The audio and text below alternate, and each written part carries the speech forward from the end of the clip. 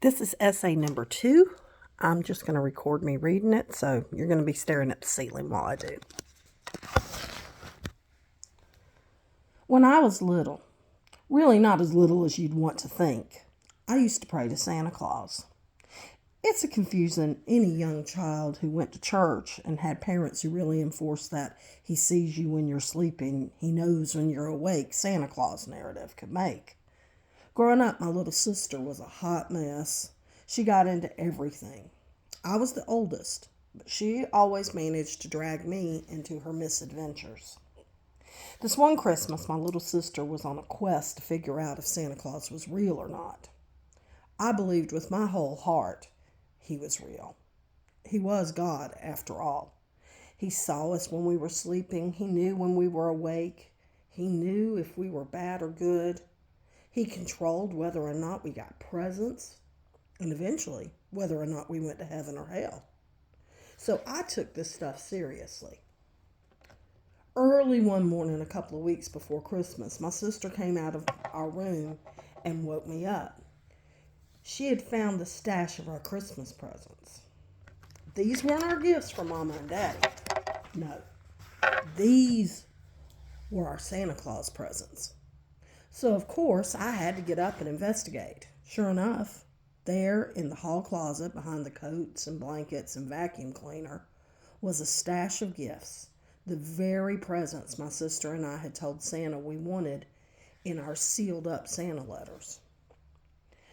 I wanted to cry. In fact, I did cry. After all, my entire foundation for my theological belief system had been crashed down before me. My sister, on the other hand, marched into our parents' room, hands on her hips, and announced, "Well, I know y'all been lying about Santa Claus, and I have proof." After Mama made some coffee and was awake enough, she sat us down to find out what in the Sam Hill are you two talking about. My mama was no more happy about this development than I was. Santa Claus's omnipresence and omnipotence was her entire parenting discipline system. Without that all-knowing, all-seeing jolly old elf, how was she ever going to get us to behave? Well, just like the Grinch, she thought up a plan, and she thought it up quick. Mama first told us that we were in bad trouble, and we were definitely going to regret it. It seems we had found out Santa's secret, and he was not going to be happy about it. There was no way, you see, that Santa could get to every house on Christmas Eve. Mama asked us, "How does Santa Claus get into people's houses?" And we said he goes down chimneys. "Right," she replied. "Only we don't have a chimney now, do we?" she declared. I thought this explanation wasn't going very well. Then she began to weave her tale.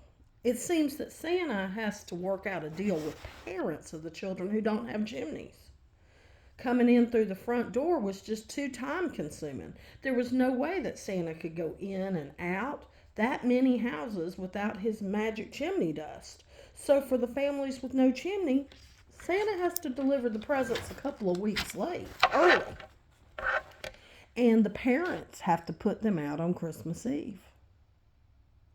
But now that we had broken the cardinal rule, we had doubted, we had questioned, and now we were in serious danger of Santa coming and taking back our gifts, never to return again.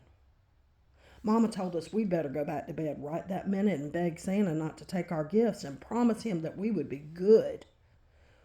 We had to be on our best behavior from now until Christmas. I went straight to bed and began to pray. "Dear Santa Claus, I'm so sorry. I promise I'll be a good little girl. I won't ever doubt again, but please don't take away my presents." The next night I got up in the wee hours to check and see if my gifts were still there. They were gone. The closet was empty, except for coats and blankets and our old Electrolux vacuum cleaner. I had doubted, and now I must pay the price. The next 2 weeks were sad indeed for me, my sister and me. Two more penitent children had never been seen. We had killed the magic, and we would never get it back. Now we'd just be lucky if we could escape the fires of hell. Christmas morning rolled around, and normally we'd be up before the dawn begging Mama and Daddy to get up so we could go see what Santa Claus had brought us. On this Christmas morning, Mama came in and woke us up. "Don't you want to go see your presents?" she asked. We replied that we knew Santa hadn't come. She said, well, for us to come on anyway, we had gifts from her and Daddy. We entered the living room, and lo and behold, there were all our toys. All from Santa Claus, everything that had once been in that closet, everything we had asked for. While we were looking at the bounty before us, Mama called us out to come look at the door. There, in front of the door, on the floor, were two boot prints made up of dirt and snow. Santa had clearly come in through that front door to bring us our Christmas miracle.